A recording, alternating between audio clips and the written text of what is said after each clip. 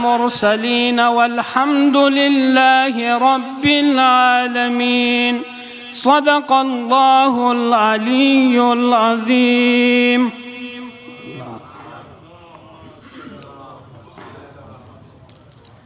جزاک اللہ صلوات علی محمد وآل محمد.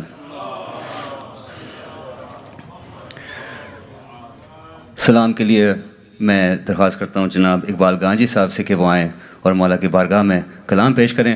بر محمد وآل محمد صلوات.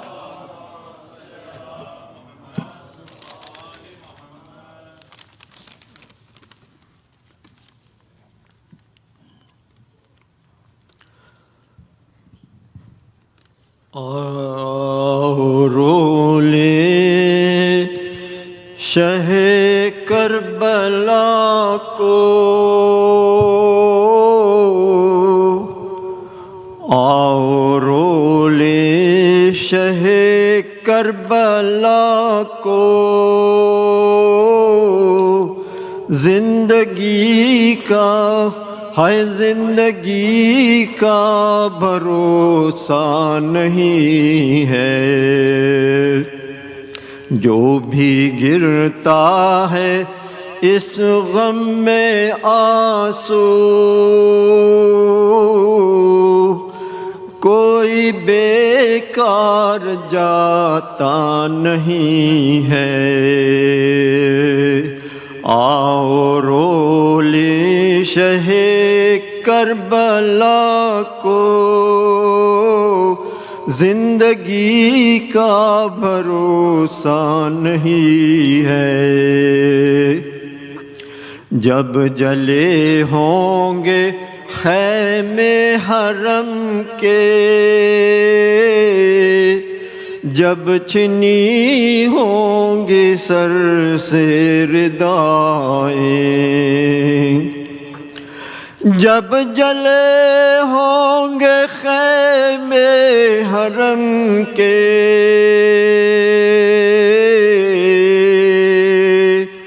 جب چھنی ہوں گے سر سے ردائیں، کیا بنی ہوگی سیدانیوں پر وہ سما دل سے جاتا نہیں ہے. آؤ رولے شہ کربلا کو، ہائے زندگی کا بھروسہ نہیں ہے. بہر تعظیم اٹھو اے اکبر، پردہ داری کرو میرے دلبر. بہر تعظیم اٹھو اے اکبر، پردہ داری کرو میرے دلبر. آ رہی ہے سواری پھوپھی کی، جس کا کوئی سہارا نہیں ہے. آؤ رولے شہ کربلا کو،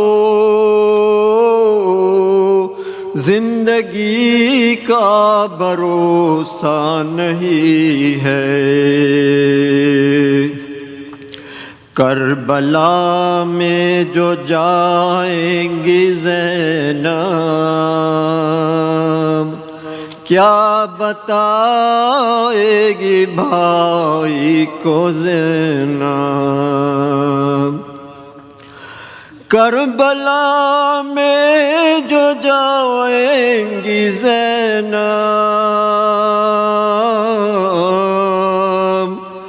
کیا بتائے گی بھائی کو زینب. چھٹ کے زنداں سے جو آ رہے ہیں ان میں پیاری سکینہ نہیں ہے، آؤ رو لے شہ کربلا کو، زندگی کا بھروسہ نہیں ہے۔ جب مدینے میں جائیں گی زینب، کیا بتائے گی صغرا کو زینب؟ جب مدینے میں جائیں گی زینب، کیا بتائے گی صغرا کو زینب؟ وہ نشان رسن بازوؤں پر نیل اب تک بھی چھوٹا نہیں ہے، آؤ رو لے شہ کربلا کو، زندگی کا بھروسہ نہیں ہے۔ جو بھی گرتا ہے اس غم میں آنسو، کوئی بیکار جاتا نہیں ہے، آؤ رو لے شہ کربلا کو۔ بر محمد وآل محمد صلوات۔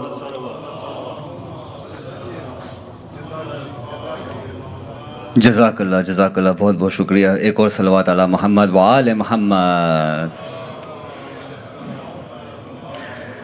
100 سلام مرثیے کے لیے میں درخواست کرتا ہوں جناب شاندار نقوی سے کہ وہ آئیں اور مولا کی بارگاہ میں 100 سلام مرثیہ پیش کریں۔ بر محمد وآل محمد صلوات۔ اور حضرات، جو حضرات اس وقت حضرت ابو طالب ہال میں جو ہیں، میں جانتا ہوں بھی زیادہ لوگ نہیں ہیں لیکن تھوڑا سا اگر آگے آ جائیے گا تاکہ ایک مجلس کا ماحول تھوڑا سا بہتر ہو جائے گا۔ اور آتے آتے ایک اور صلوات علی محمد وآل محمد۔ بہت بہت شکریہ۔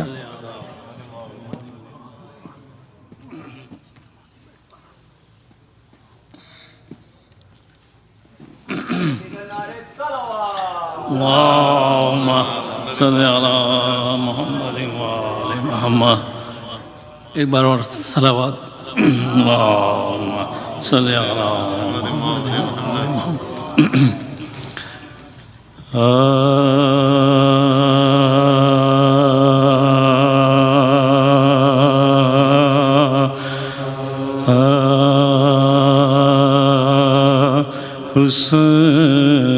حسین بن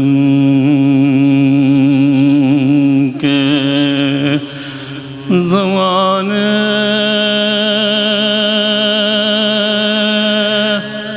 پچا گئی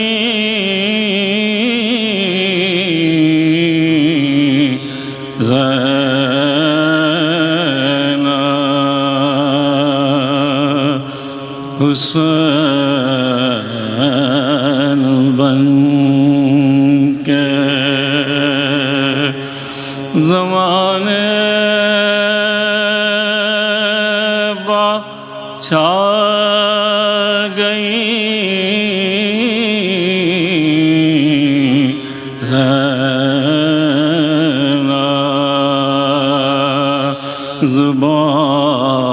زبان تیرے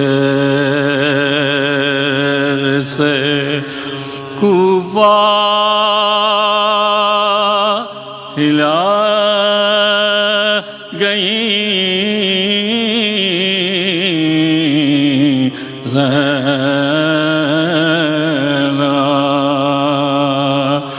قدم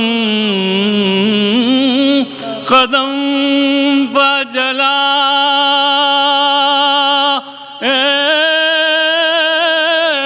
حسینیت کے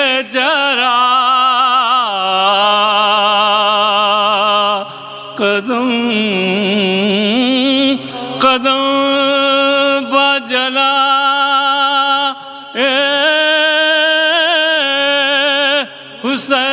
حسینیت کے جرا دیے یزید کے سارے بجھا گئیں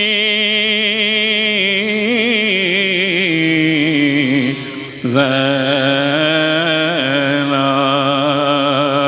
حسین بن کے سلام نعرہ سلامات صلی اللہ علیہ محمد وآلہ محمد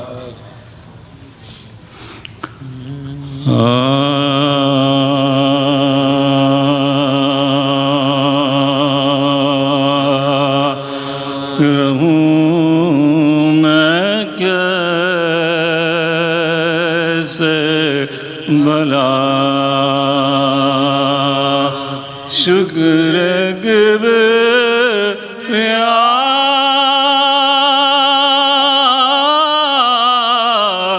کے بغیر رہوں میں کیسے بھلا شکر کبریا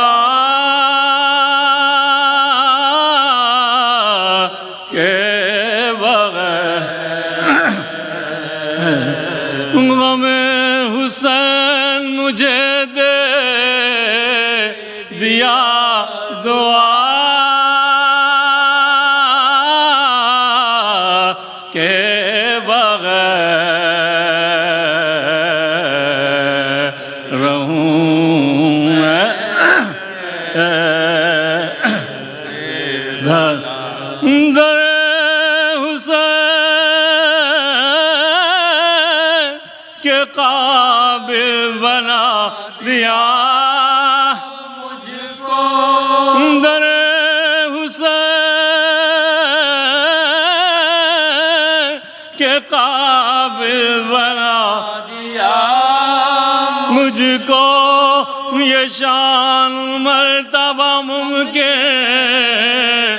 عطا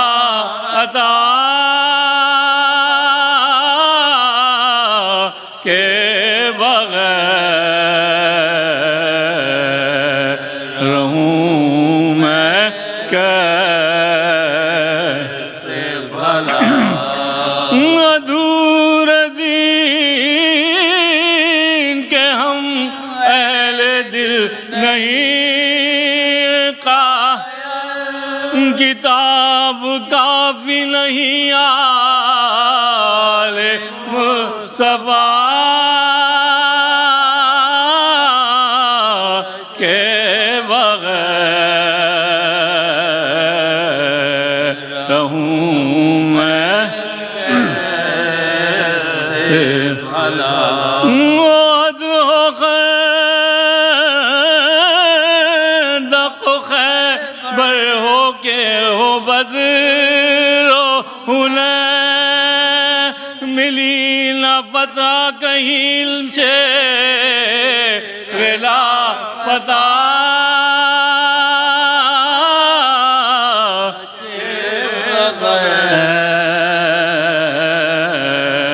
رہوں میں کیسے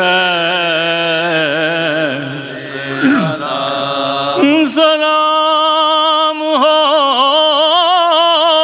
اے علمدار با وفا تجھ پر وفا ہے لفظ ادھورا تیری وفا کے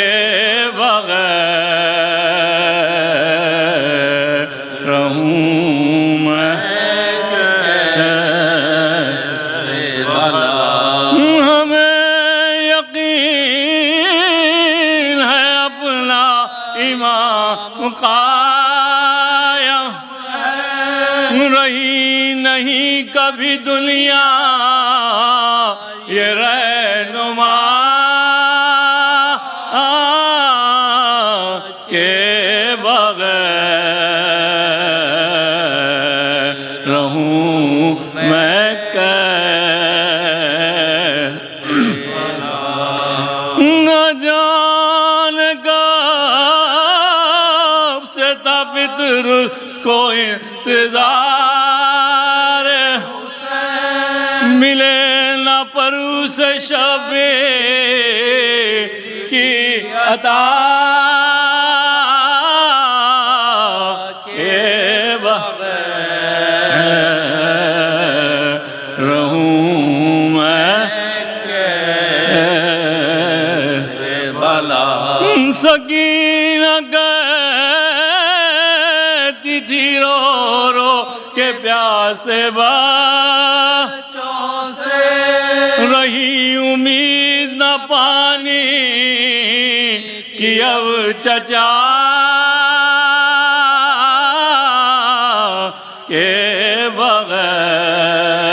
بغیر رہوں میں کیسے بلا جناب زینب مختار یہ کہہ رہی تھی شاہ کے حفظ دی کے لیے میں پری ردا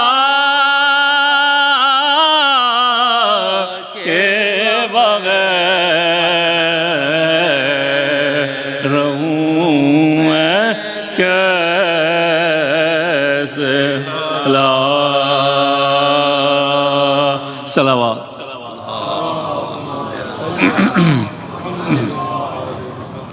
فاتحہ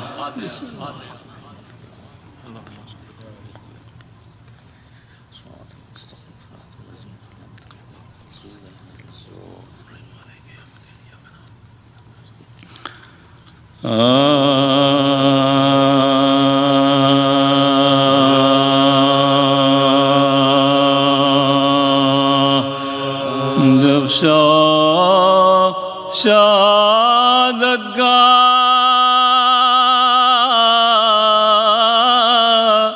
کیا جری نے جب شہادت کا کیا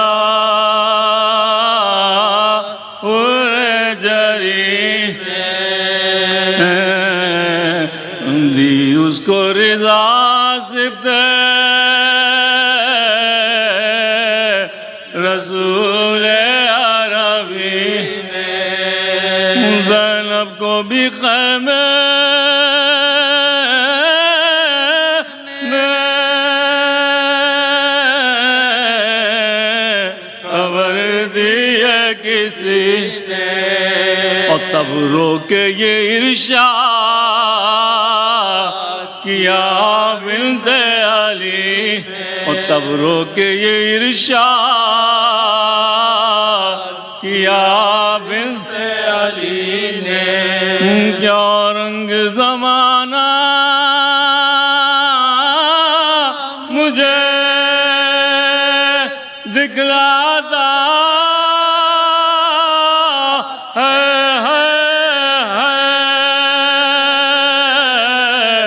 مہمان بھی مرنے کے لیے جاتا ہے اور فضا نے کہا اتنے میں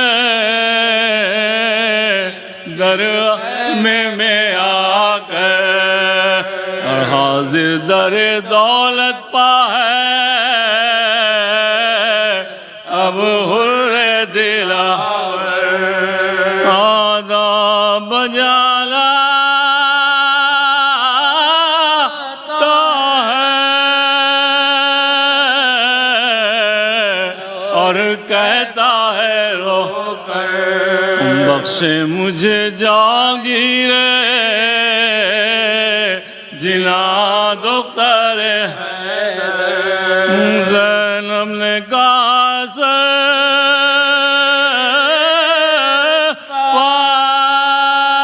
یہ الزام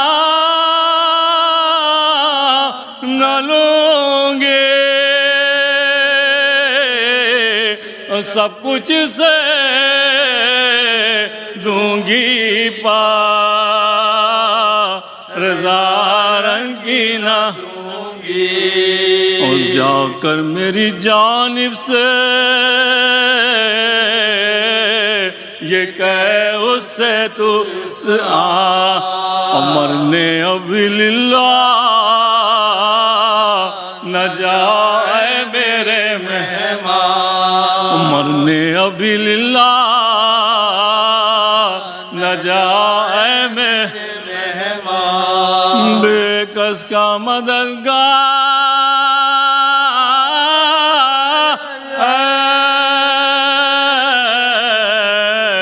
تو تجھ پا میں قربان پر میری حمایت کا بھی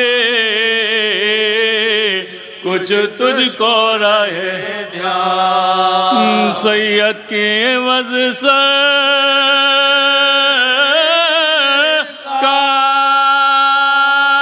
کٹانا بھی ہے اچھا اور سیدانی کی چادر کا بچانا بھی ہے اچھا جب شہادت کا کیا حر نے کہا ہر طرح سے مشکل ہے میری بہتر ہے یہی پہلے سر اس بندے کا کٹ جائے زیدانی ہو بے پردہ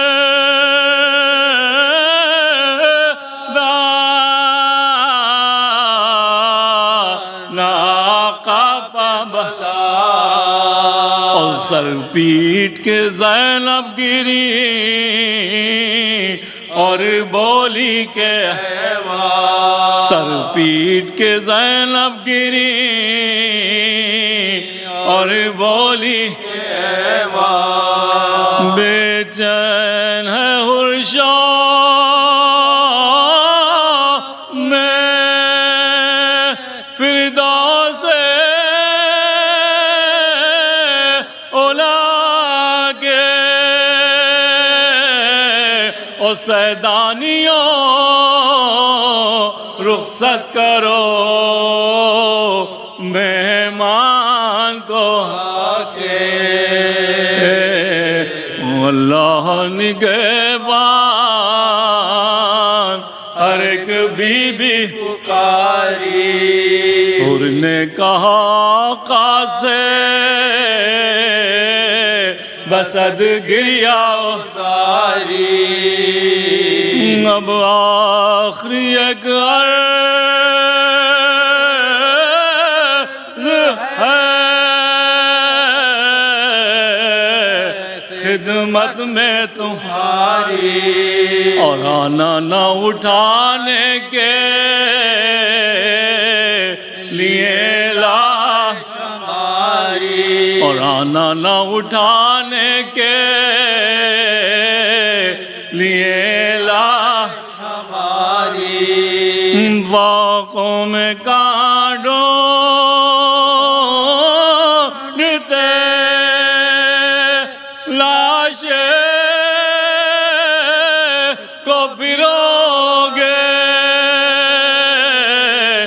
تڑپے گی میری روح جو غش کھا کے گرو اور شہ نے کہا لپٹا کے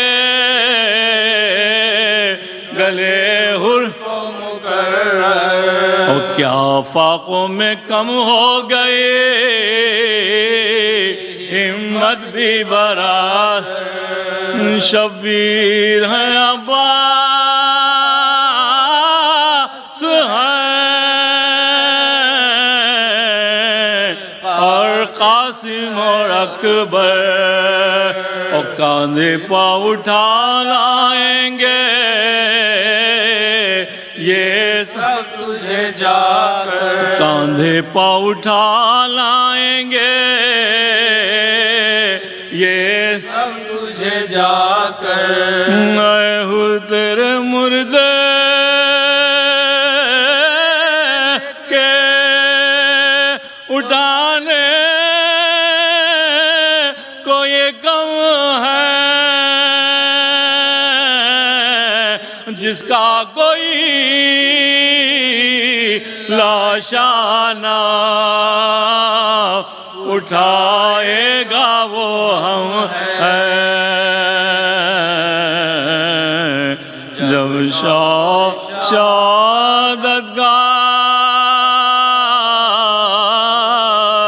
किया सलावत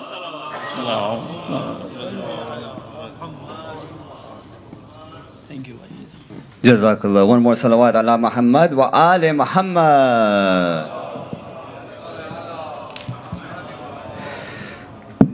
Brothers and sisters, Assalamu alaikum wa rahmatullahi wa barakatuh. As you know, tonight is the third in this Muharram series of majalises here at Masjid Ali. Before we move on with the announcements, and we will try to keep it very brief, let us recognize the sponsors for tonight. They are Mr. Mustafa and Mrs. Hina Kareem, Mr. Murtaza and Mrs. Nazish Versi, Mr. Nisar and Mrs. Sabira Karamali, Mrs. Ishrat Batjar, Ms. Dr. Ishrat Pasha, Murji family and Ganji family. For their marhumeen, for your marhumeen, and for those that have no one to recite for them, Surah Fatiha.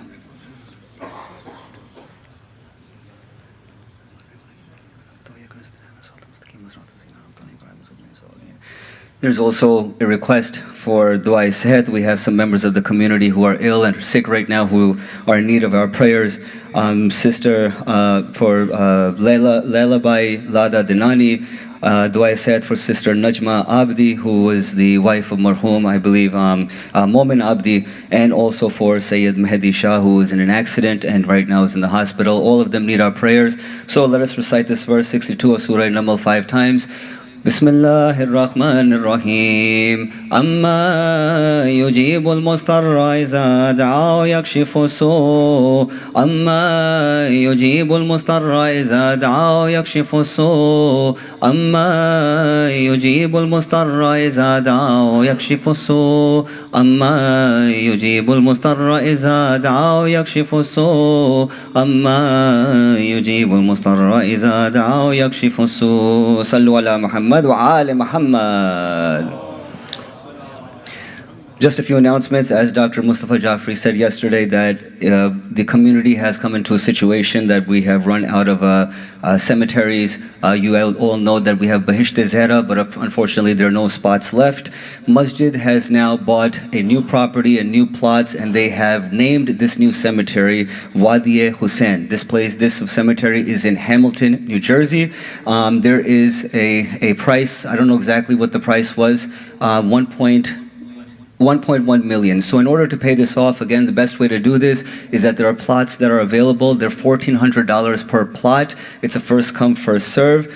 For those that need information on this, they can go to Brother Mazhar Ali Dina or Dr. Mustafa Jafri, who is outside at the registration desk doing his due diligence, and you can ask him and he will give you all the information. Blood drive. This is July 14th. Mark it on your calendars. That's a Sunday from 10 a.m. to 4 p.m. You can also register with Dr. Mustafa Jafri, who is outside at the desk. He can give you all that information. Al-Mehdi workshop is in full effect. For that information, the information is on the screen outside and again outside on the desk. Also, workshop for special needs. Now, I ask you, brothers and sisters, this is a very special workshop. There are people that deal with special needs children. It is a good time to support them in this community. So please, if you can, make a opportunity to go to the workshop for special needs. And as you all know, for all these services, please remember us with your du'as and also remember us financially. You can sign up for the ACH. Any information that you need is outside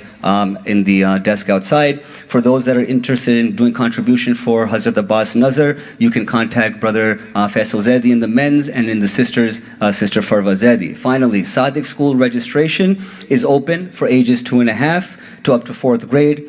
For information, you can go to the website, and that website is sadiqschool.org. Flyers are also available outside as well.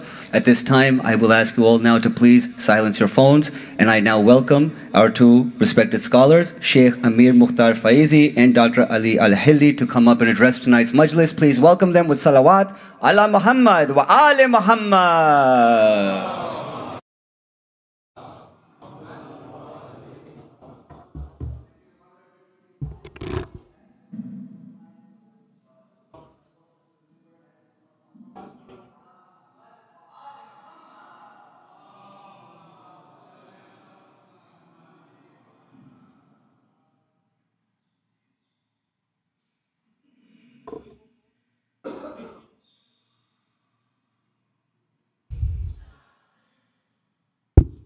رحم الله من قرأ الفاتحة.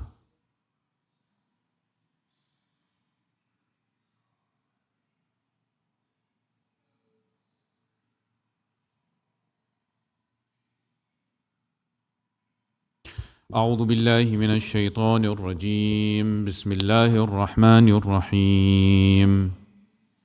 الحمد لله الأول بلا أول كان قبله، والآخر بلا آخر كان يكون بعده، الذي قصرت عن رؤيته أبصار الناظرين، وعجزت عن نعته أوهام الواصفين. وأفضل الصلاة وأتم التسليم على سيدنا محمد وعلى أهل بيته الطيبين الطاهرين.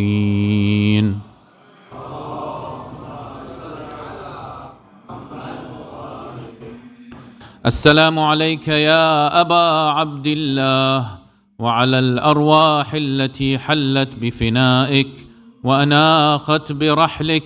عليك مني سلام الله أبدا ما بقيت، وبقي الليل والنهار، ولا جعله الله آخر العهد مني لزيارتكم أهل البيت. Together we recite السلام على الحسين وعلى علي بن الحسين وعلى أولاد الحسين وعلى أصحاب الحسين جميعا، ورحمة الله وبركاته. قال الله تعالى في محكم كتابه الكريم: بسم الله الرحمن الرحيم. وما يؤمن أكثرهم بالله إلا وهم مشركون. صدق الله العلي العظيم. Illuminate your hearts and souls with the recitation of Muhammad wa Ali Muhammad.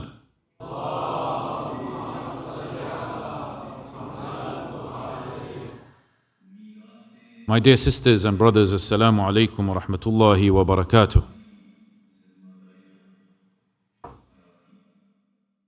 إن الحسين مصباح الهدى وسفينة النجاة. This ark of salvation that we mentioned yesterday, that is sailing towards Allah subhanahu wa ta'ala, is this ark that we must all attempt to embark on. If we are true Hussainis, if we are true individuals who follow the path of Abu Abdullah, who consequently will lead to the path of Al-Mahdi Ajjalallahu Ta'ala Farajahu Sharif.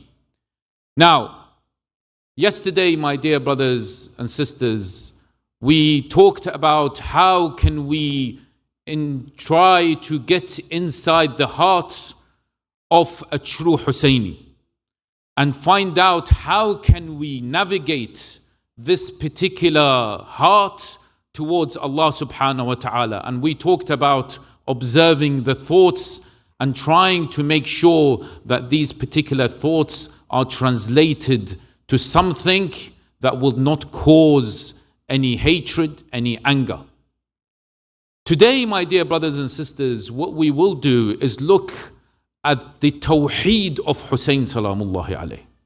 Salamullahi alayhi, this individual who, as I said, we sometimes look at his courage, sometimes look at his bravery, sometimes look at his love. We've got to look at the full Hussain.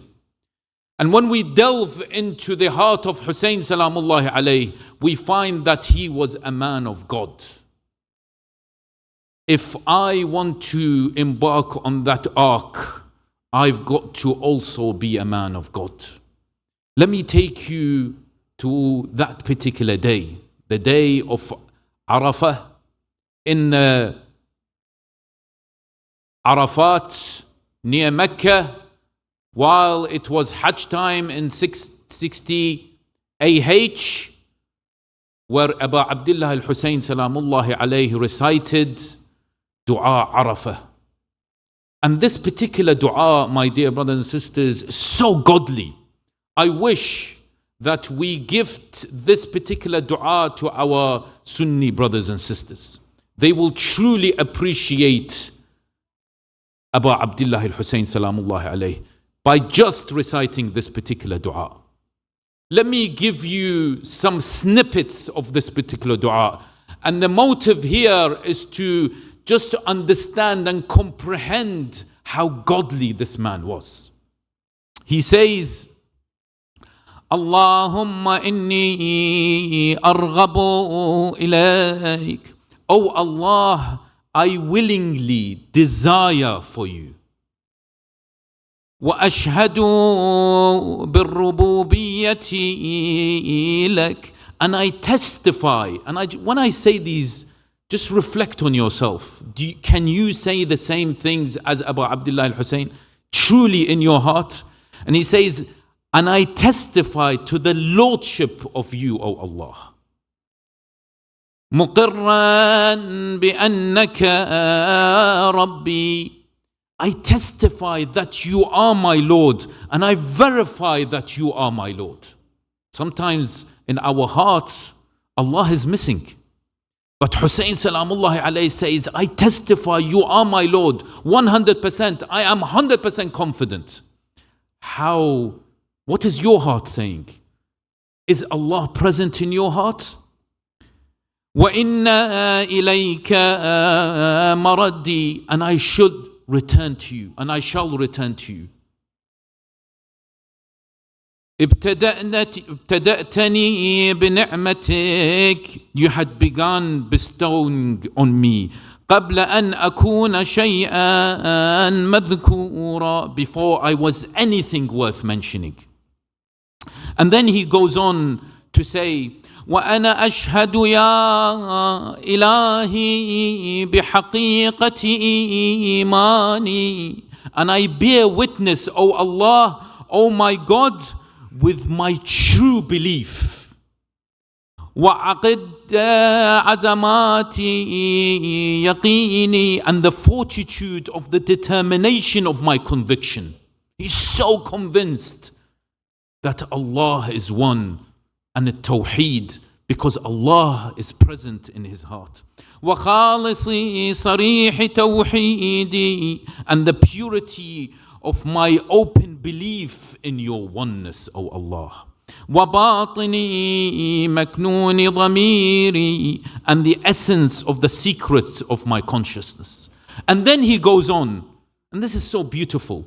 Then he says that all my body, all parts of my body witnesses that you are one, O Allah. What does he say? He says, and the ties of the canals of the light of my sight. You've read this. And the lines of my forehead, and the hollows of the courses of my breath. And he continues and continues and says, and my two lips hide and cover. and the motions of the vocalization of my tongue and the socket of the palate of my mouth, they all witness you are one, O Allah. And the carriers of the cord of my aorta and the cords of the perineum of my heart.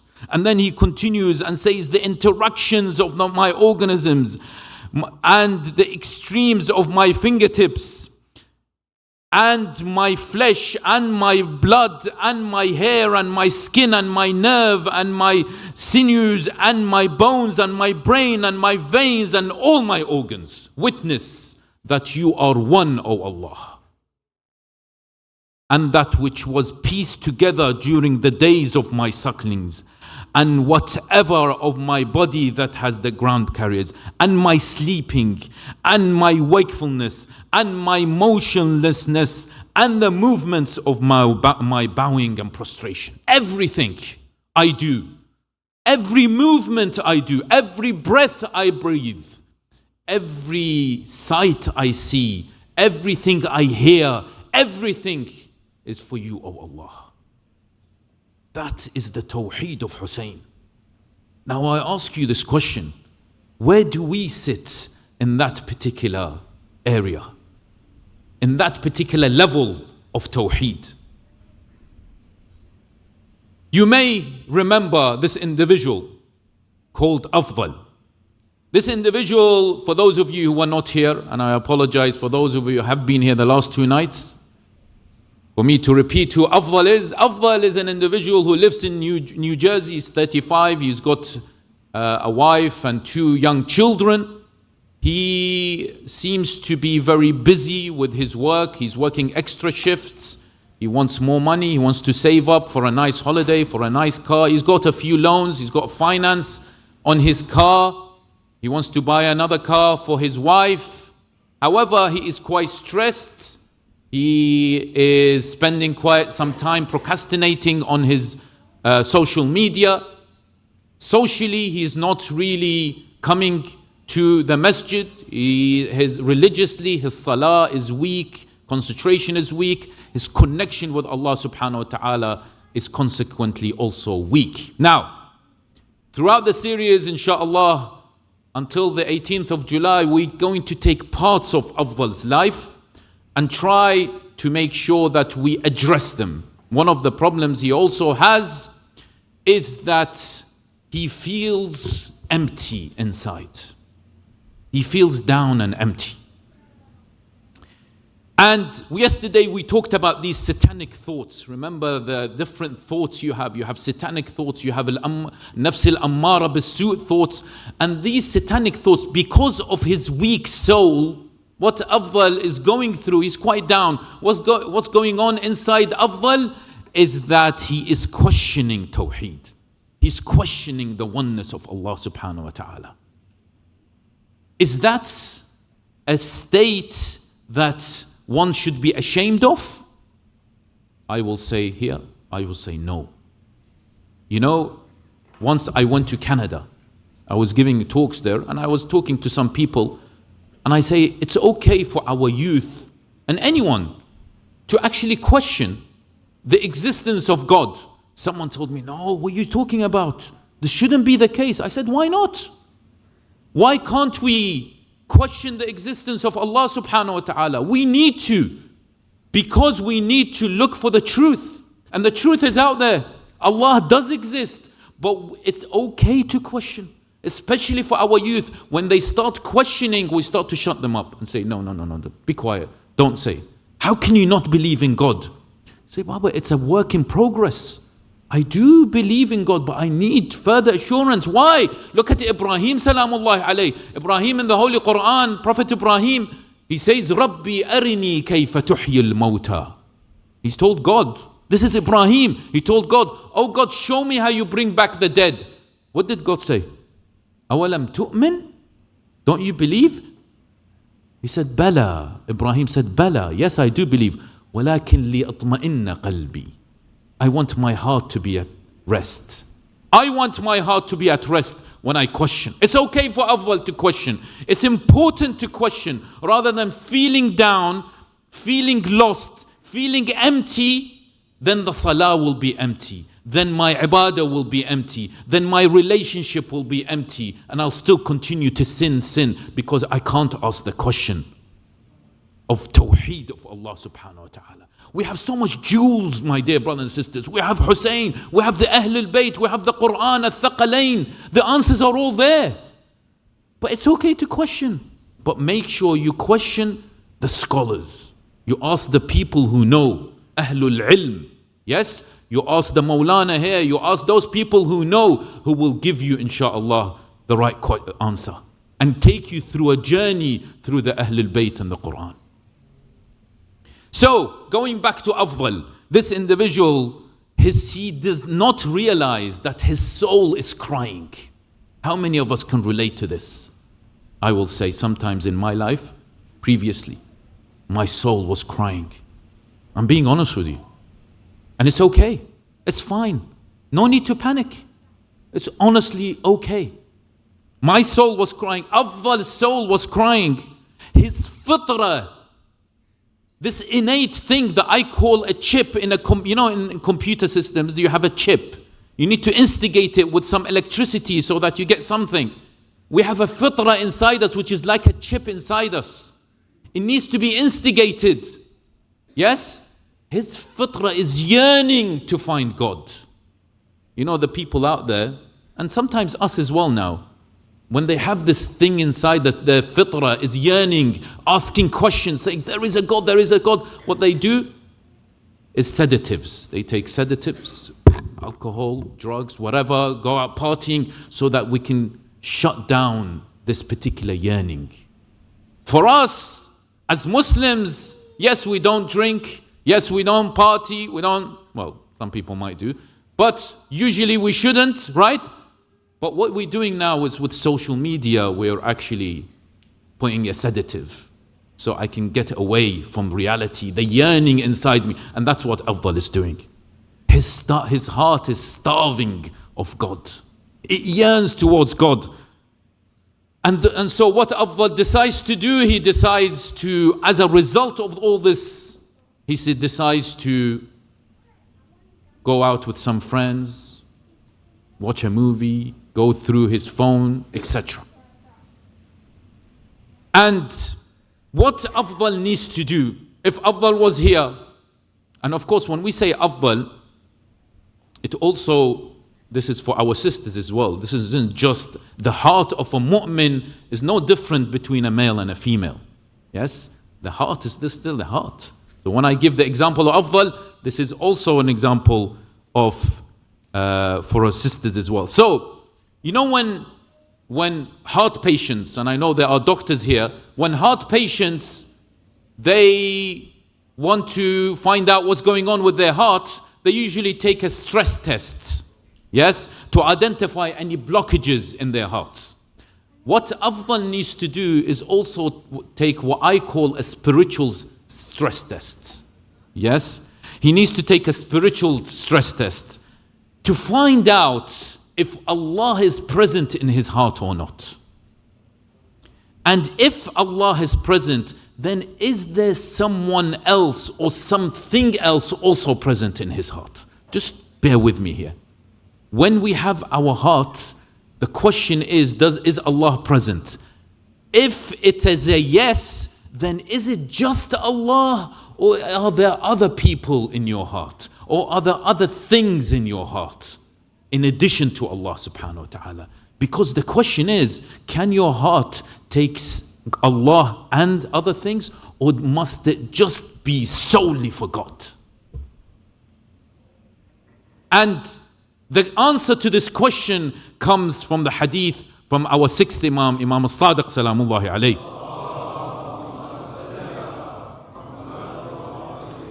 In Bihar al-Anwar, volume 62, page 25. This is a beautiful hadith. Al-Qalbu Haramullah.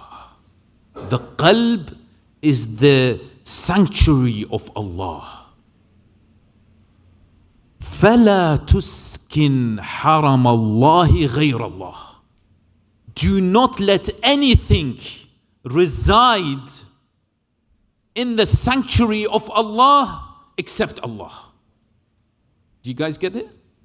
The sanctuary of Allah is the heart. Your heart is a sanctuary of Allah. It must be, everything is about God. In everything, anything that resides in your heart is about Allah. Do not let anything else come into that sanctuary.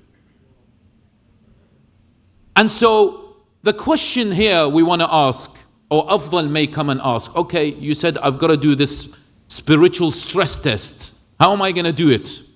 There are many ways, but I'm going to say one way. And this is a true test, my dear brothers and sisters. How many people are here? Maybe more than 100 or so. Especially the elders or those who are above teenager age. I'm sure every single one of us has gone through much more than a single trial in our life. A bala. Correct? Yes? And this is a way to try to find out the condition of your heart. Is Allah present in your heart or not? When you go through a trial, wow. Honestly, I've gone through so many trials. I've gone through so much pain in my life. As like how you have. The reaction towards that particular trial gives us the answer to this particular stress test. Now, when we look at Abu Abdullah Al-Hussain salamullahi alayhi, and he went through some trial, didn't he? Yes, some trial. What did he say? He said, Ya Allah, innaka thiqati fi kulli karb, wa raja'i fi kulli shiddah, wa anta li fi kulli amrin nazala bi thiqatun wa uddah. He says, Oh Allah, it is you in whom I trust amidst all grief. So when you've gone through this particular trial, did you feel this? Did you talk to Allah? Did you say, Oh Allah, it is you whom I trust amidst all this trial and grief that I am going through. You are my hope in every distress. When you do sujood and you're going through that distress, whatever it is, if it's a disease you're going through, or if it's a financial problem, or if it's a relationship issue, or a social issue, whatever it may be, or a parenting issue, you go down in sujood and say, Oh Allah, you are my hope in every distress. Yes? You are my refuge and provision in everything that happens to me. This is Hussein. When he went through a trial. Now when you go through a trial, where is the level of the patience and gratitude you have towards Allah subhanahu wa ta'ala? Is it missing? Because for Afdal it's missing. That's why he feels empty inside. And that's the result of the stress test. Also, when they killed his son, Abdullah al-Radi' al-Saghir, what did Abu Abdullah al-Hussain say? It was a trial.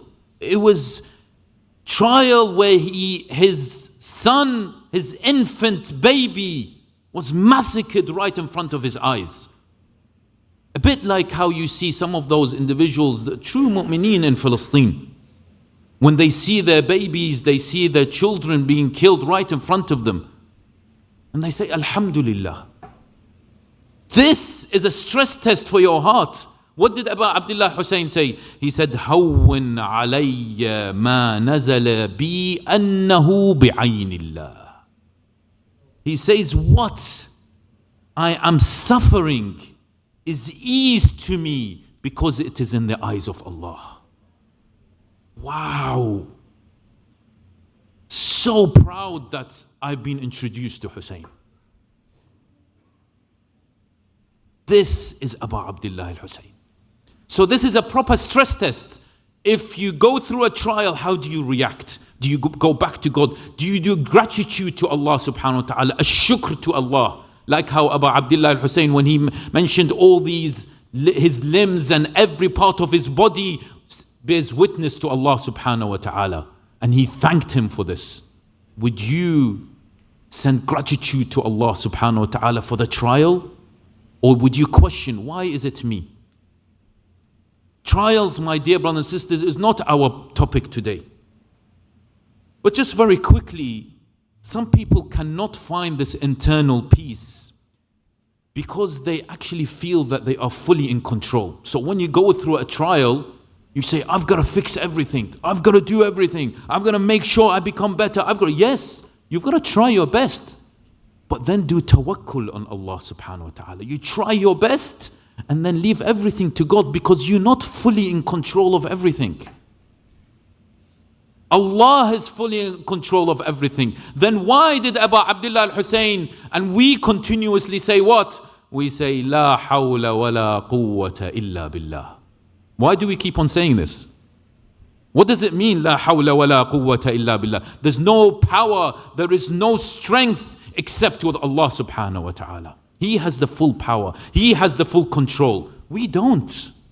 So when I go through a trial, I say, La hawla wa la quwwata illa billah. This is what Abu Abdullah kept on repeating on the day of Ashura. La hawla wa la quwwata illa billahi al-ali al-azim. Now, after examining this position of Afdal, doing a stress test, and the stress test indicates that his heart is empty. When he goes through a trial, he doesn't go back to Allah subhanahu wa ta'ala. He hardly has any patience. He becomes angry, irritated, etc. Then we say there are many, many ways to try to make sure that Allah is present in your heart. Of course, there is the ibadah, there is the prayers, there is the fasting, there is the dua, Sahif al-Sajjadiyya. There is, by the way, the first few words I mention at the start of every majlis is the first dua in Sahif al-Sajjadiyya. You know, when I say the start, Alhamdulillah, that is the passage of Zainul Abidin Salamullahi alayhi. And a beautiful way to start a majlis, in my opinion, is the words of Zain al-Abidin.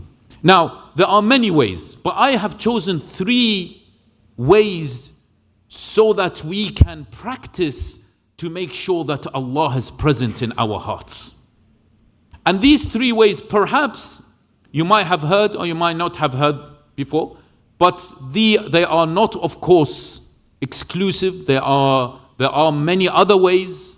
As I said, there is worshipping Allah subhanahu wa ta'ala, salah, siyam, and you've heard a lot about these things. But I've chosen these, perhaps you might not have heard about them.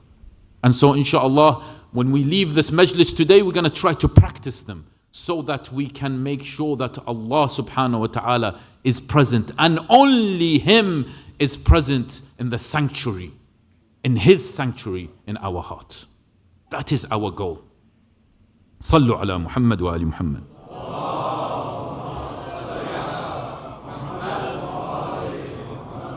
The first one, my dear brothers and sisters, is a bit of a strange one. And that is avoiding hidden shirk. A bit of a weird one, isn't it? But bear with me here. What does Allah subhanahu wa ta'ala says in Surah Yusuf, verse 106? And I humbly tell you this. The Quran is magnificent, but there are certain verses that make you just like go, wow, what is going on here? And this is one of them. This particular verse says, وَمَا يُؤْمِنُ أَكْثَرُهُمْ بِاللَّهِ إِلَّا وَهُمْ مُشْرِكُونَ. He says that most of them, most of them, they say we believe in God, we say we are mu'mineen, believe in Allah, iman billah, but they're actually polytheists, they're actually mushrikeen. Most of them, most. Now imagine how many Muslims are there. If you want, just let's talk about the followers of Ahlul Bayt. How many in the whole world? The surah is saying most of those people who say we have iman in God, like you and I, are actually mushrikeen. They don't have iman billah. They're actually polytheists. God is not present in their heart. Have you heard this before? It is in the Quran. Verse 106, Surah Yusuf, chapter 12. And this is what is known as the hidden shirk. Now there are many narrations about this particular verse. In this particular narration, from Al-Imam Al-Baqir Salamullahi alayh.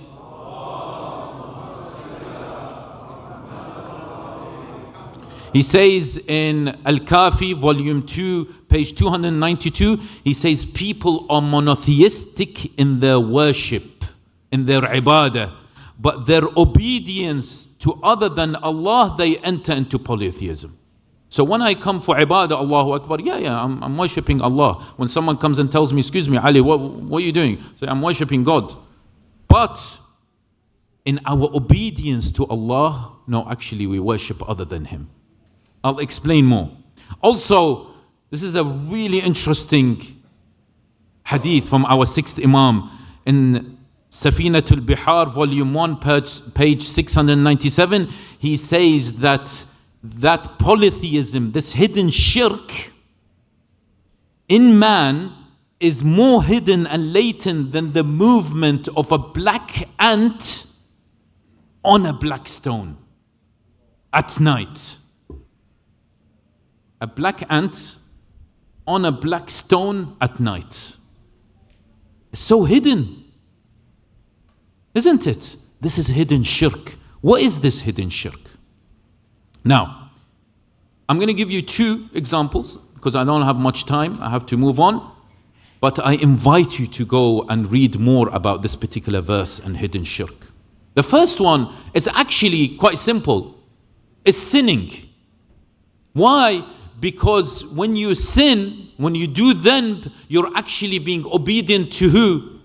To the shaitan, not to Allah subhanahu wa ta'ala.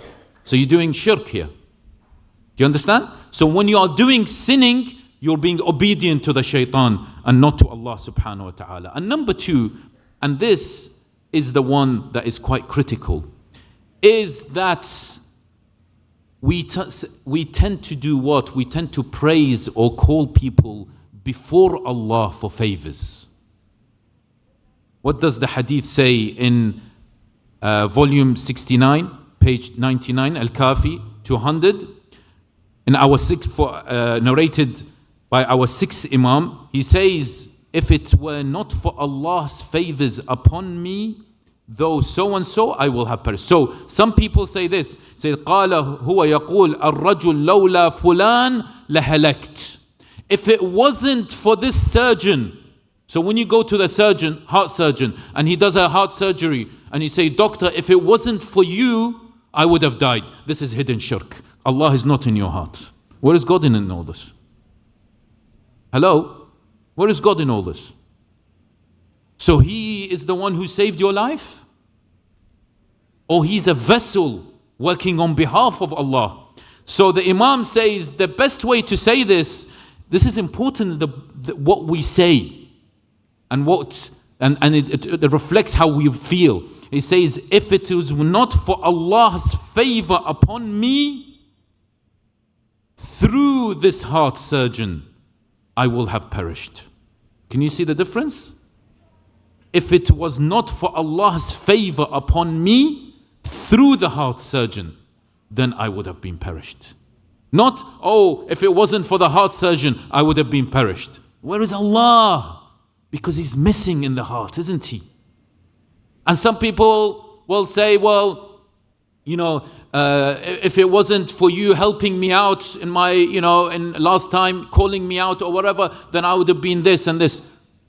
We've got to always have these particular statements and must include Allah subhanahu wa ta'ala in them, because it reflects the status of the heart.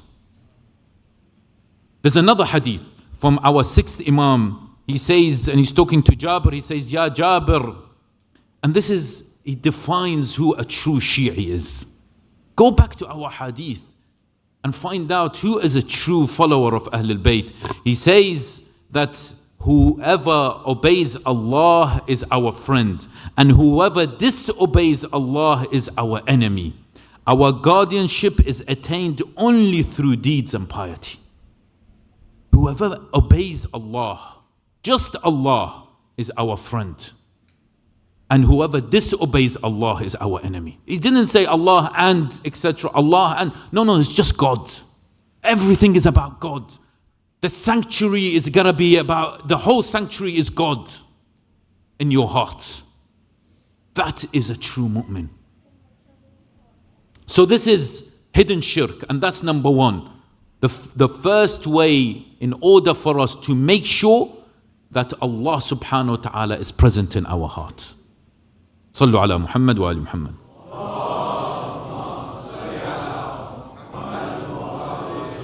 The second way, my dear brothers and sisters, is also a bit of a weird one, you might say, and that is spending time in nature.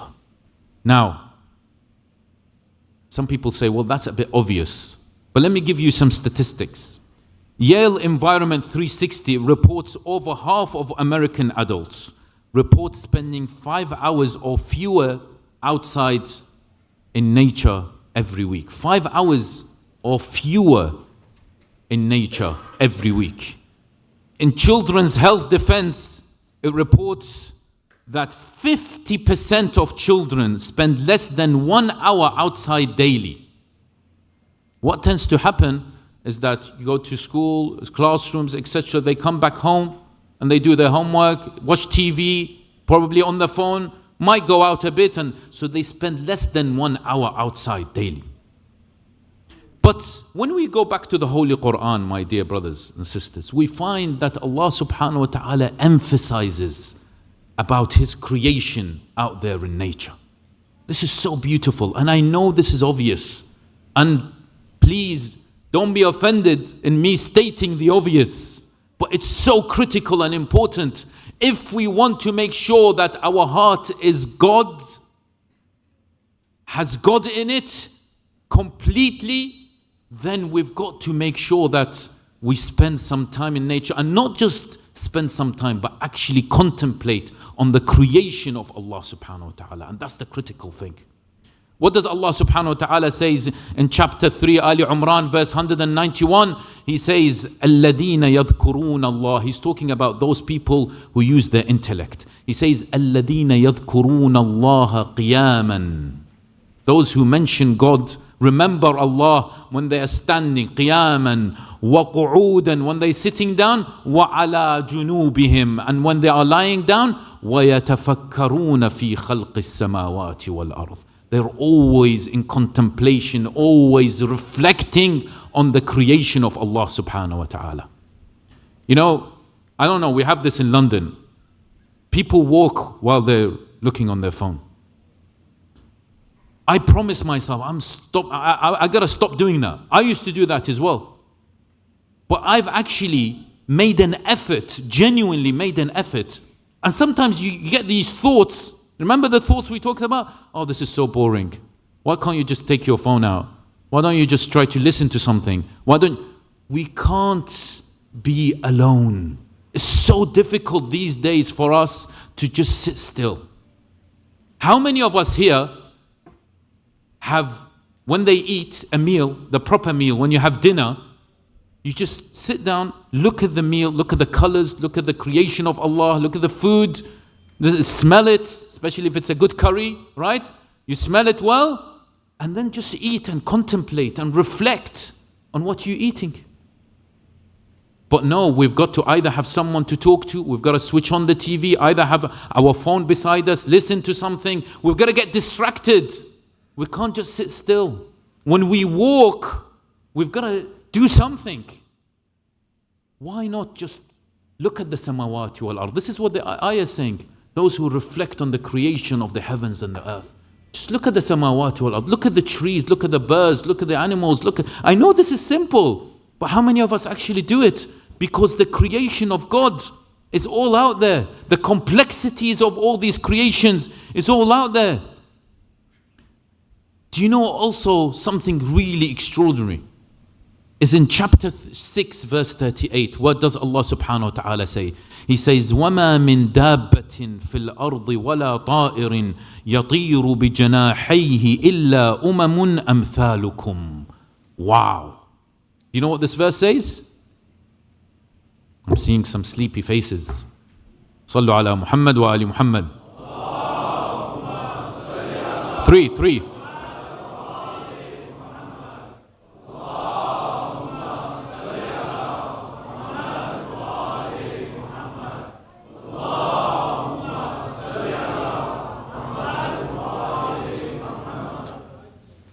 Ahsantum. So this particular verse, my dear brothers and sisters, what does it say?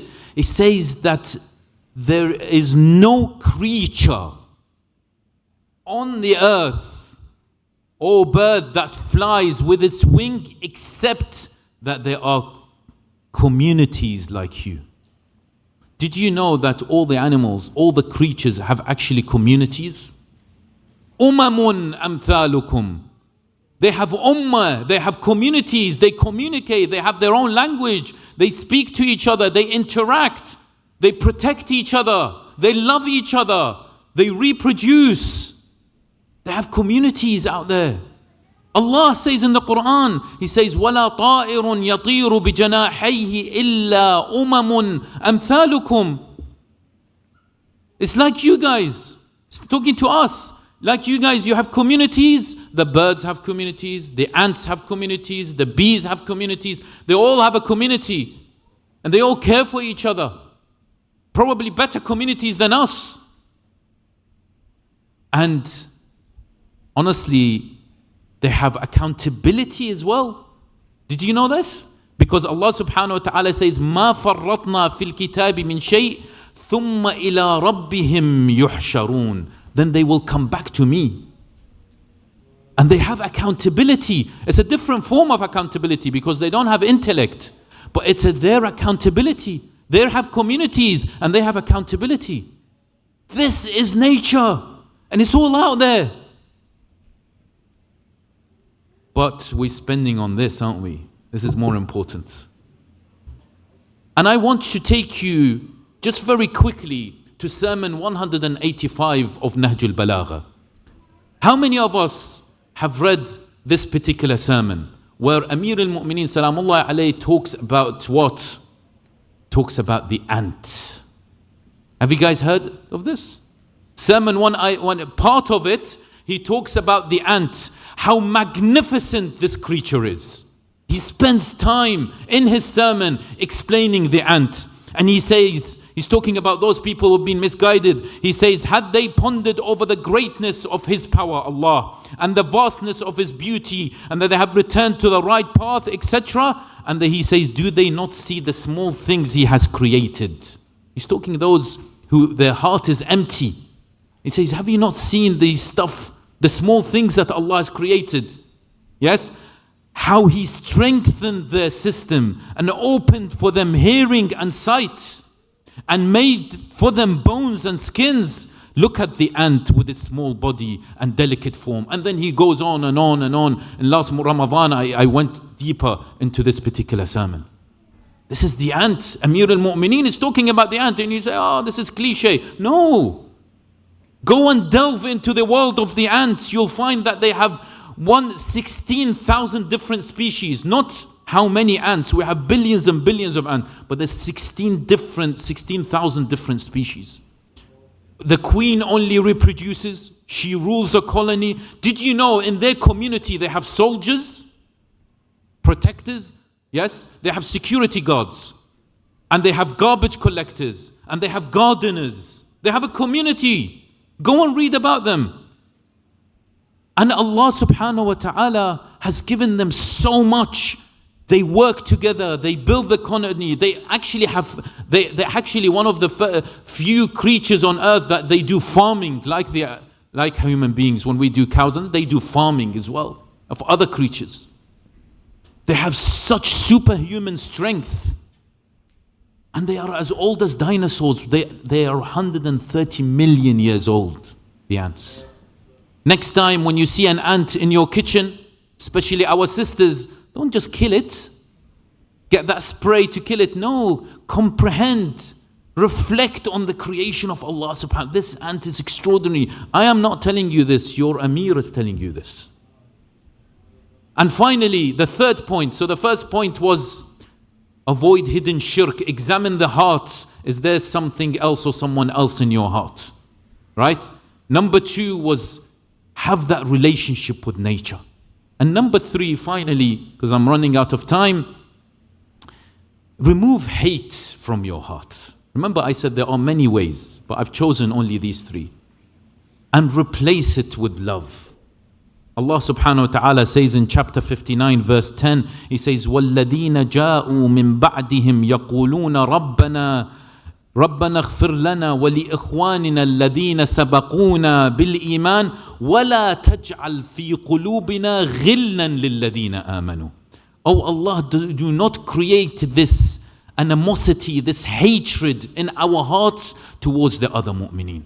Now I ask you this question, my dear brothers and sisters. How many of us have hate against this particular sibling, against this particular parent, against this particular child, against this particular friend, against this particular community member, against this particular work colleague? Let's eradicate that hate from our hearts. You know, if we put our hearts through an MRI scan, I hope we do not find this, but in certain cases, certainly of Afdal, we will find that there are black stains, there are dark stains. And these dark stains are the diseases of the heart. These dark stains are a result, some of them, of our hatred towards each other. What happened to forgiveness? Allah subhanahu wa ta'ala forgives. He says, I will forgive you, but we are the creation of Allah subhanahu wa ta'ala, and we say, no, I will not forgive you. How many cases I have seen where people do not forgive each other over petty things, over financial issues. But of course, the ego comes first, and nafs al-ammara bis-su. And so, when we examine the state of the heart of Afdal, this is the recommendation we give him. Among, of course, many other recommendations of dua, of salah, which we will go through inshallah in our series, make sure that you do not perform the hidden shirk. Always examine your thoughts, examine what you are saying, who is also included in your heart. Eradicate whoever and whatever in your heart, and just make sure that Allah is present. Have that relationship with nature and remove hatred from your heart. And when we go back to the heart of Aba Abdullah Al-Hussain salamullahi alayhi, on the day of Ashura, his heart was filled with love of Allah. You know, I smile saying this because I love it. I really do. His heart was so in love with God. His heart, he had no hate. He had no resentments. He had full faith. His heart was full of forgiveness. And while in the day of Ashura, there was something different also about the heart of Hurr. Hurr al-Riyahi, the man who diverged the path of Imam Hussein salamullahi alayhi from going towards Kufa to Karbala. And reports say that this individual called Al-Muhajir ibn Aus, he asked Al-Hurr, he found there was something unusual about Hurr during the battle on Ashura. There was something unusual about Hurr. His heart was leaning towards the path of Abu Abdullah Al-Hussain. And he asked Al-Hurr, he said, are you not going to charge towards them? Al-Hurr remained silent because he was going through different thoughts in his head. His heart was yearning towards Allah subhanahu wa ta'ala. His heart was yearning towards Al-Hussain, and he remained silent. He felt chilled to the bones, so he shivered, narrations say. Having seen him shiver, Al-Muhajir felt terrified and said to him, had I been asked who is the most daring of all the Kufians, I would have given no more name other than yours. So why do I see you look like this? فقال الحر, and Hurr said, إني والله أخير نفسي بين الجنة والنار. I'm giving my soul the option between choosing paradise or hell. ولا أختار على الجنة شيئا ولو قطعت وحرقت. So he made his decision. His heart was going towards Abu Abdullah. His heart, he changed. And this is a lesson for us, my dear brothers and sisters. We can change our hearts.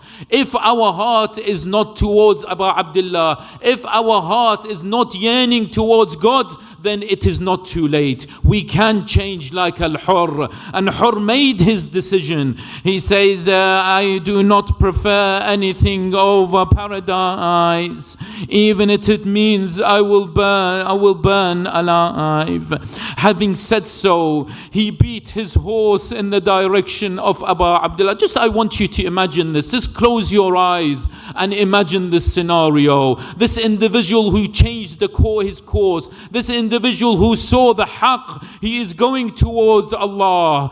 He said, Allahumma ilayka unib fatub alayh. He said, oh Allah, I'm going towards you. I need your forgiveness. فَقَدْ أَرْعَبْتُ قُلُوبَ أَوْلِيَائِكَ وَأَوْلَادِ بِنْتِ نَبِيِّكَ. I have stricken fear on the hearts of your awliya, the hearts of your Ahlul Bayt. So forgive me, oh Allah. Let's ask Allah subhanahu wa ta'ala to forgive us. Where is our heart? Is your heart towards Allah? Is your heart full of hate? Is your heart full of resentment? Let's change the direction of our heart, like how Hurr changed it, and ask Allah subhanahu wa ta'ala for forgiveness. When he reached Imam Hussein, look at what Al-Hurr did, O mu'mineen. He got on his knees. He asked Al-Hussein, فَهَلْ لِي مِن tawbah? Would you forgive me, O Hussein? And let's examine the heart of Abu Abdullah. Abu Abdullah, of course he forgave him because he had no hate. And he told him, Na'am, يَتُوبُ اللَّهُ عَلَيْكَ وَيَغْفِرُ لَكَ. He says, yes, I will forgive you, and Allah will forgive you, and He will accept your repentance. Then Al-Hurr asked Abu Abdullah Al-Hussein for permission to go and fight so that he can be martyred in the direction of Abu Abdullah, for the sake of Abu Abdullah. And he said, perhaps I will get the opportunity to shake the hand of the Prophet. Oh Allah, give us the opportunity to also be martyred in the sake of Hussein and to shake the hand of the Prophet. Al-Hurr went out to the battlefield. He attacked the enemies of Allah.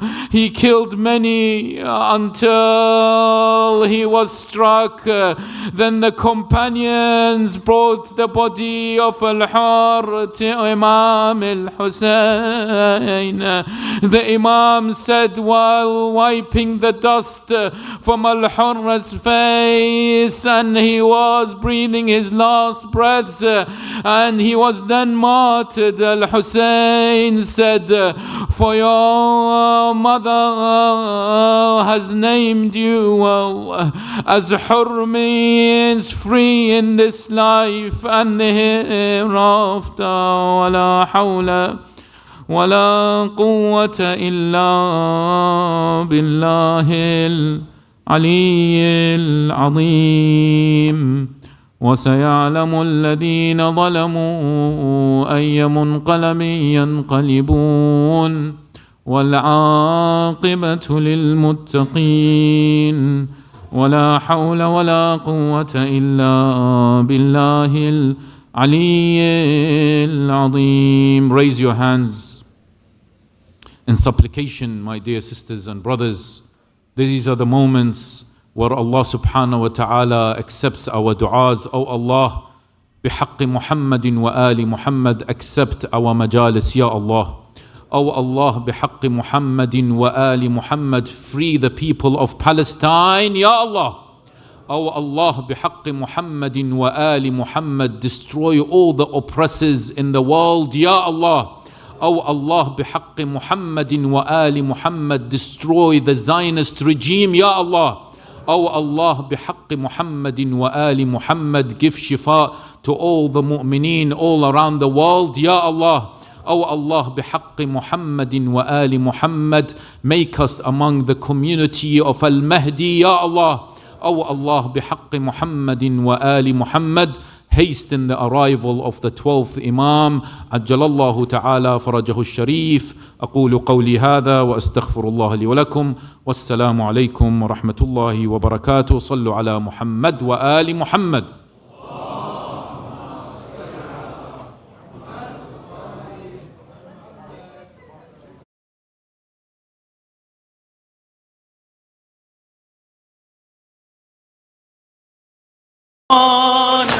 Jio ماتمی Jio بنا ہے یہ کون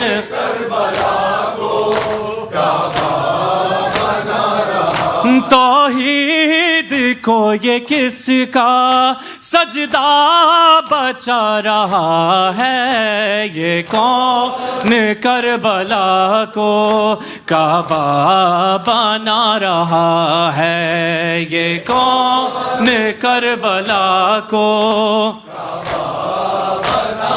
آغوش میں جو ماں کی سوتا تھا پیاسا صغر، آغوش میں جو ماں کی سوتا تھا پیاسا صغر، آغوش میں لحد کی بابا سلا رہا ہے، یہ کون کربلا کو کعبہ بنا رہا ہے، یہ کون کربلا کو جیو ماتمی جیو بنا رہا ہے، یہ کون کربلا کو کعبہ بنا رہا، توحید کو یہ کس کا سجدہ بچا رہا ہے، یہ کون کربلا کو کعبہ بنا رہا ہے،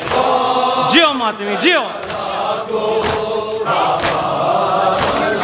مجھ کو تماچے مارے کانوں سے در ہے چھینے، مجھ کو تماچے مارے کانوں سے در ہے چھینے، اب ہنس کے مجھ کو ظالم تیرا سر دکھا رہا ہے، یہ کون کربلا کو کعبہ بنا رہا ہے، جیو ماتمی جیو کعبہ بنا رہا ہے، یہ کون کربلا کو کعبہ بنا رہا ہے، توحید کو یہ کس کا سجدہ بچا رہا ہے، یہ کون کربلا کو کعبہ بنا رہا ہے، آخری مصرع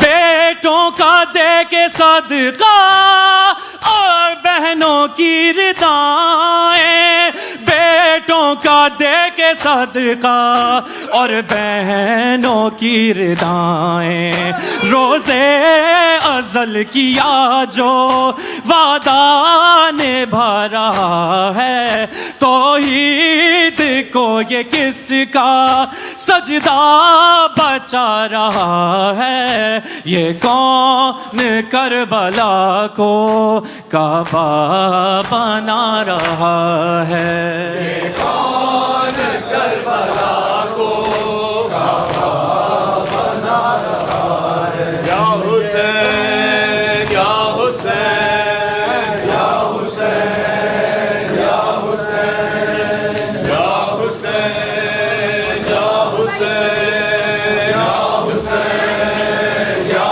حسین یا حسین یا حسین یا حسین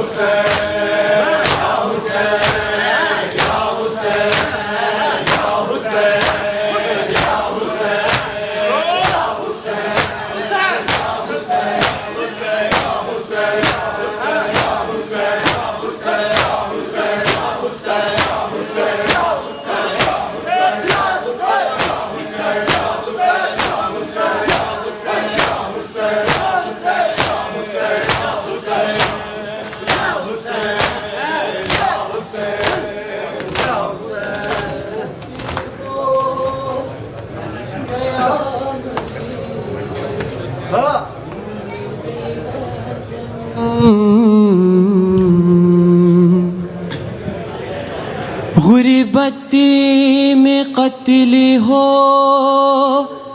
گیا مظلوم بے وطن،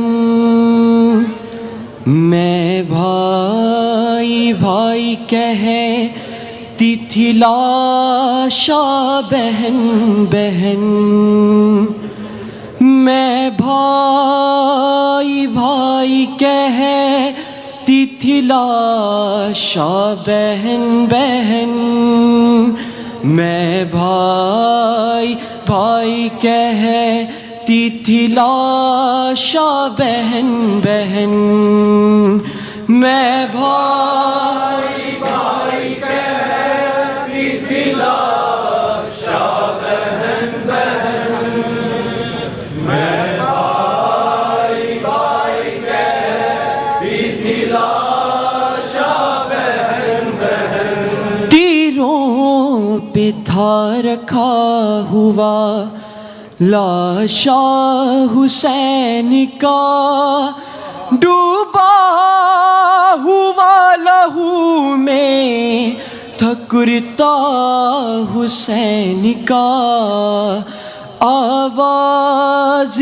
تھی حسین کی بہنا کفن کفن، میں بھائی بھائی کہتی تھی لاشا بہن بہن، میں بھائی بھائی کہتی تھی لاشا بہن بہن، میں بھائی بھائی کہتی تھی لاشا بہن بہن، میں بھائی بھائی کہتی تھی لاشا بہن بہن، میں بھائی بھائی کہتی تھی لاشا بہن بہن، تیروں پہ تھا رکھا ہوا لاشا حسین کا، ڈوبا ہوا لہو میں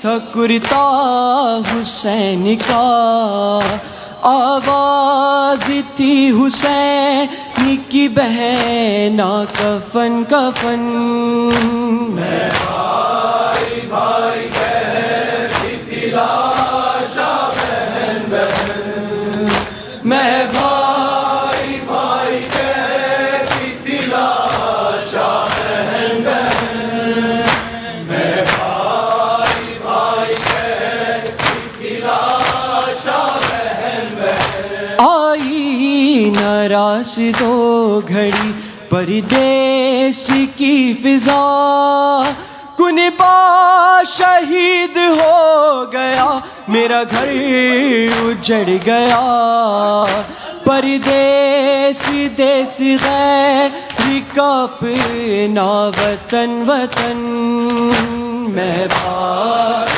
بھائی کہتی لاشا بہن بہن، میں بھائی بھائی کہتی تھی لاشا بہن بہن، میں بھائی بھائی کہتی تھی لاشا بہن بہن، ایک دن کے داغ میں نے 72 اٹھا لیے، کچھ داغ میں نے قلب کے اندر چھپا لیے، چھپتے نہیں چھپانے سے داغ رسن رسن، میں بھائی بھائی کہتی تھی لاشا بہن بہن، میں بھائی بھائی کہتی تھی لاشا بہن بہن، میں بھائی بھائی کہتی تھی لاشا بہن بہن، میں بھائی بھائی کہتی تھی لاشا بہن بہن، میں بھائی بھائی کہتی تھی لاشا بہن بہن، دیکھا ہے بابا میں نے جو منزل بتاؤں کیا، نیزوں پہ تھا رکھا ہوا سر ہر شہید کا، گھوڑوں کے دوڑنے سے تھا ٹکڑے بدن بدن، میں بھائی بھائی کہہ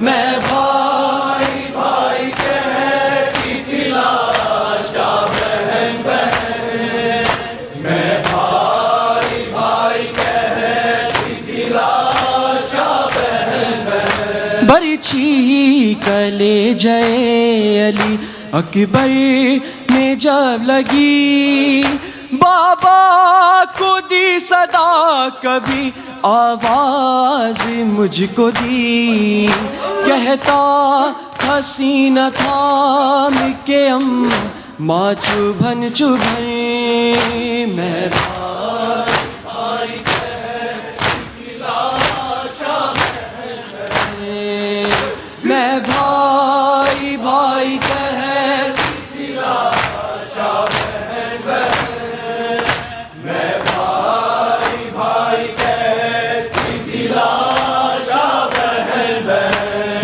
غربتی میں قتل ہو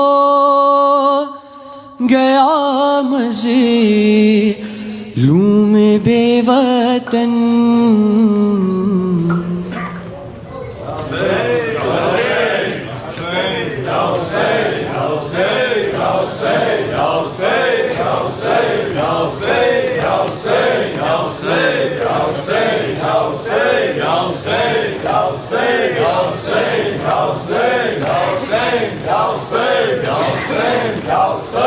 کیسا ہے دل یہ ماں کا، کیسا ہے حوصلہ،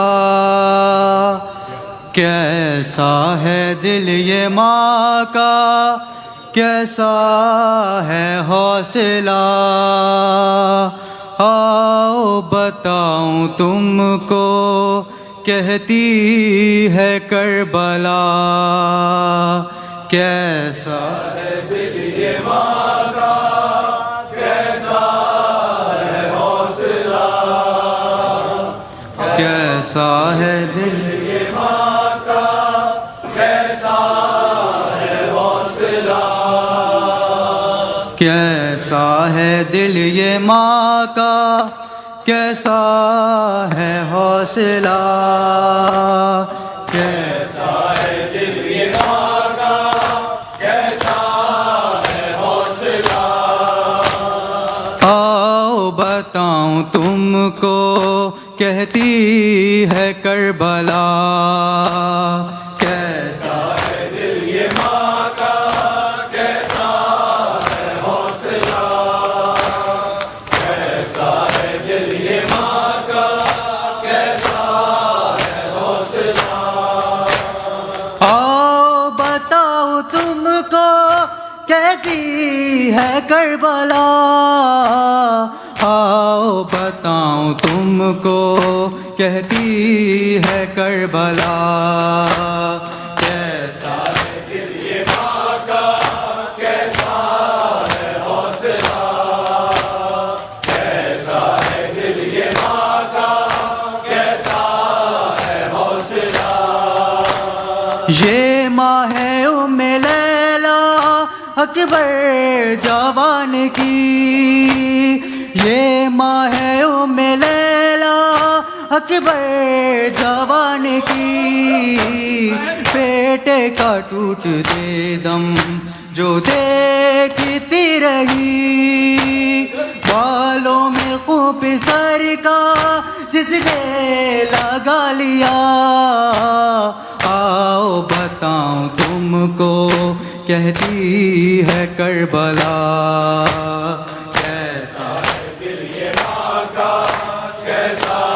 ہے حوصلہ، کیسا ہے دل یہ ماں کا، کیسا ہے حوصلہ، ایک اون ایک محمد جو دل کا چین تھے، ایک اون ایک محمد جو دل کا چین تھے، پالا تھا ان کو شاید عاشور کے لیے زینب نے لال دونوں بھی کر دیے فدا. آؤ بتاؤں تم کو کہتی ہے کربلا. کیسا ہے دل یہ ماں کا کیسا ہے حوصلہ. کیسا ہے دل یہ ماں کا کیسا ہے حوصلہ. آؤ بتاؤ تم کو کہتی ہے کربلا. آؤ بتاؤں تم کو کہتی ہے کربلا. کیسا ہے دل یہ ماں کا کیسا ہے حوصلہ.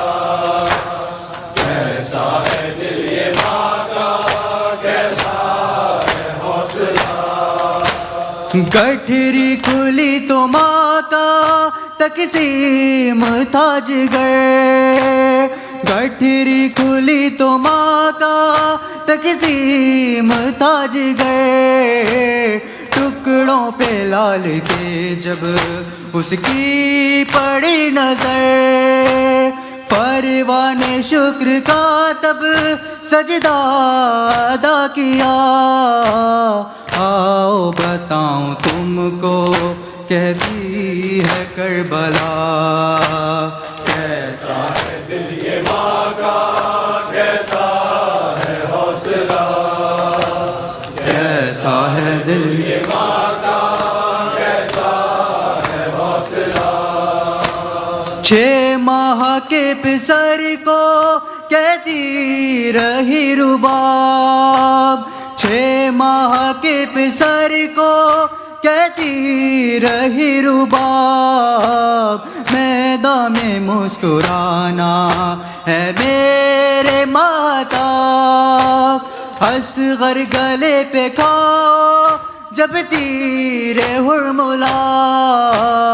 آؤ بتاؤں تم کو کہتی ہے کربلا.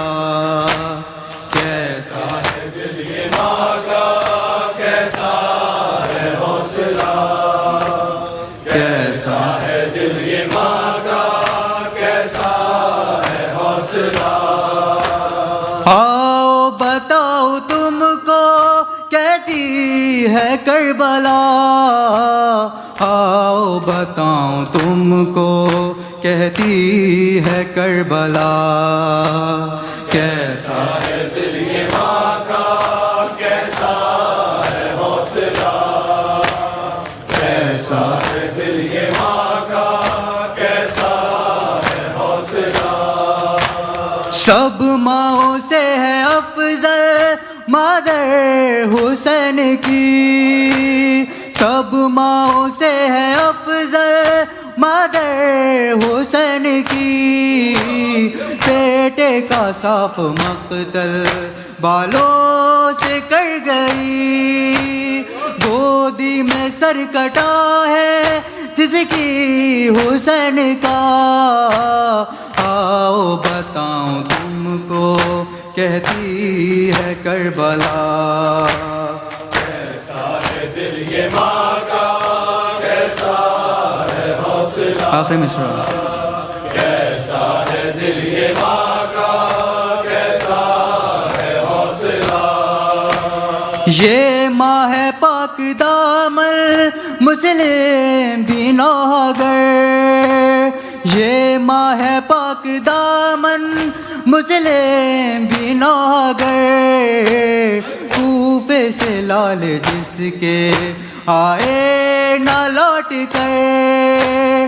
غازی کے بعد پرچم جس نے اٹھا لیا. آؤ بتاؤں تم کو کہتی ہے کربلا. کیسا ہے دل یہ ماں کا کیسا ہے حوصلہ. کیسا ہے دل یہ ماں کا کیسا ہے حوصلہ. آؤ بتاؤ تم کو کہتی ہے کربلا. آؤ بتاؤں تم کو کہتی ہے کربلا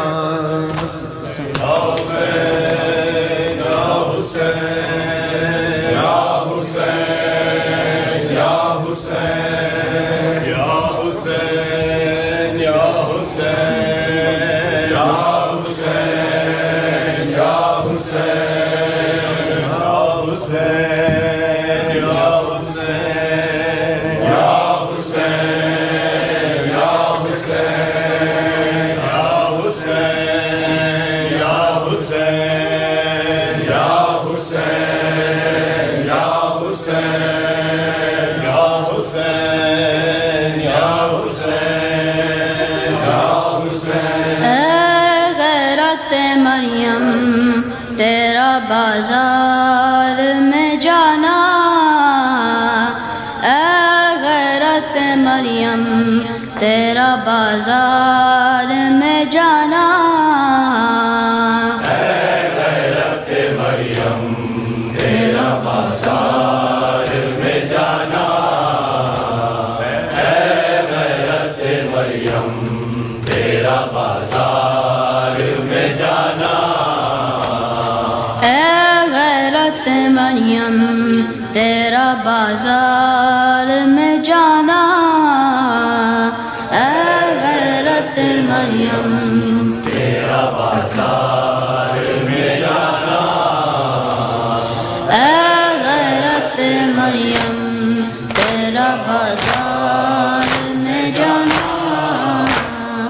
اے غیرت مریم تیرا بازار میں جانا اے غیرت مریم تیرا بازار میں جانا نہ بھول سکے گا اس تا حشر زمانہ اے غیرت مریم تیرا بازار میں جانا اے غیرت مریم تیرا بازار میں جانا تو دختر زہرا ہے نواسی ہے نبی کی تو دختر زہرا ہے نواسی ہے نبی کی بازار میں سرنگ تیرے خطبے سنانا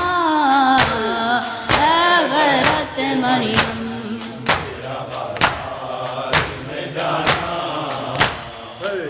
غیرت مریم تیرا بازار میں جانا اے غیرت مریم تیرا بازار میں جانا کیوں زینب و کلثوم کی چھنتی ہے ردائے کیوں زینب و کلثوم کی چھنتی ہے ردائے جاؤ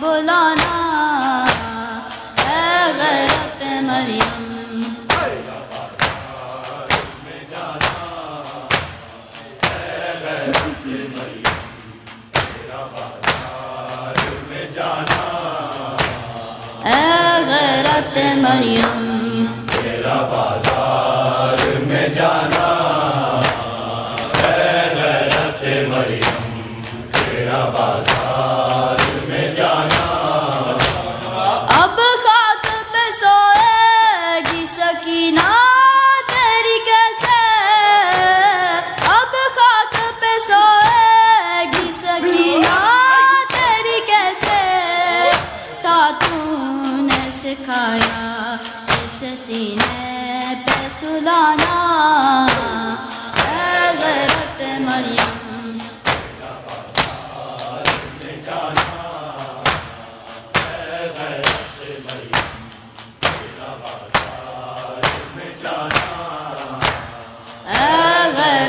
مریم تیرا بازار میں جانا نہ مریم تیرا بازار میں جانا نہ بھول سکے گا اس تا حشر زمانہ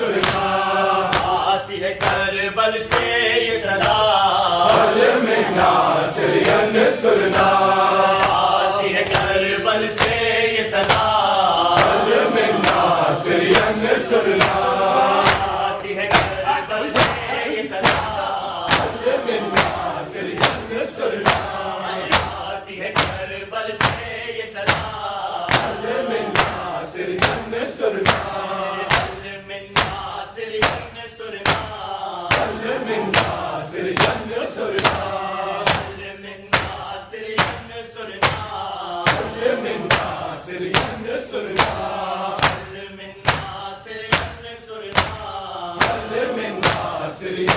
سننا علم ناصرین سننا علم ناصرین سننا علم ناصرین سننا علم ناصرین سننا علم ناصرین سننا علم ناصرین سننا علم ناصرین سننا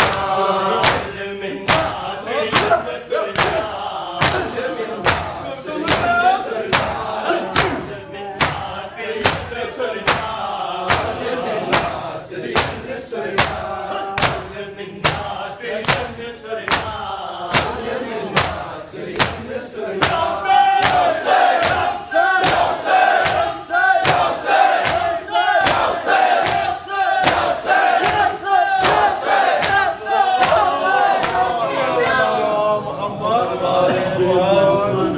صل على محمد وآل محمد اللهم صل على محمد وآل محمد اللهم صل على محمد وآل محمد بسم الله الرحمن الرحيم السلام عليك يا أبا عبد الله السلام عليك يا ابن رسول الله السلام عليكم ورحمة الله وبركاته السلام عليك يا غريب الغرباء السلام عليك يا معين الضعفاء والفقراء السلام عليك يا شمس الشموس السلام عليك أنيس النفوس أيها المدفون بأرض التوس روحي وجسمي لك الفداء السلام عليكم ورحمة الله وبركاته السلام عليك يا صاحب العصر والزمان الأمان الأمان الأمان السلام عليك يا شريك القرآن السلام عليك إمام هذا أجر الله تعالى فرجك وسهل مخرجك وظهورك وجعلنا من أنصارك وأعوانك السلام عليكم ورحمة الله وبركاته